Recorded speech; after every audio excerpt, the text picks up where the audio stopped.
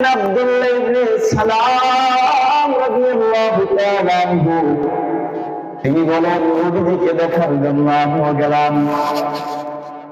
আমার দুইটা চোখ যখন নবীজির উপর পড়লো, আমি দেখার সঙ্গে সঙ্গে বুঝে পারলাম তিনি দুনিয়ার সাধারণ কোন মানুষ নয়, তিনি হচ্ছেন আখিরের জামানার পয়গম্বর বিশ্বনবী মুহাম্মদুর রাসূল। আমাদের সালামের প্রচার প্রসার কমে গেছে।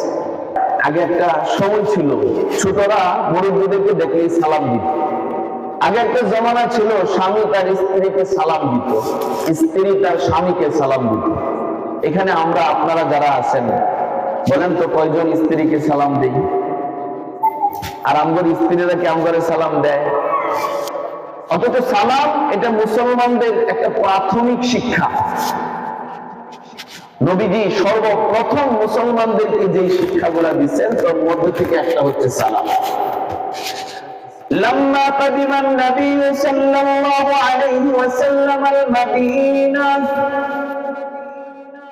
আল্লাহর পয়গম্বর বিশ্বনবী মুহাম্মদুর রাসূলুল্লাহ সাল্লাল্লাহু আলাইহি ওয়াসাল্লাম যখন মক্কা থেকে মদিনায় এসেছেন,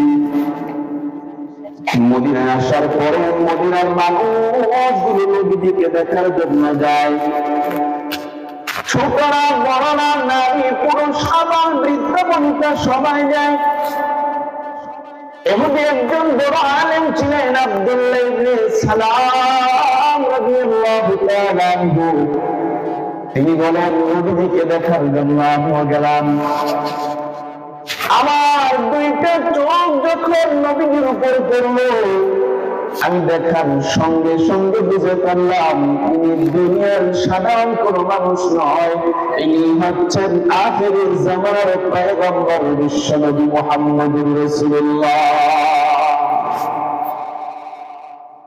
আব্দুল্লাহ ইবনে সালাম বলেন, নবীজি মদিনাতে আগমন করার পরে মুসলমানদেরকে সর্বপ্রথম তিনটা শিক্ষা দিয়েছেন।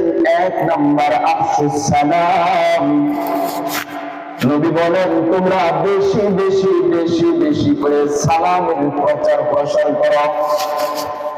ছোটরা বড়দেরকে সালাম দিবে, বড়রা ছোটদেরকে সালাম দিবে, নারীরা পুরুষদেরকে সালাম দিবে, পুরুষরা নারীদেরকে সালাম দিবে।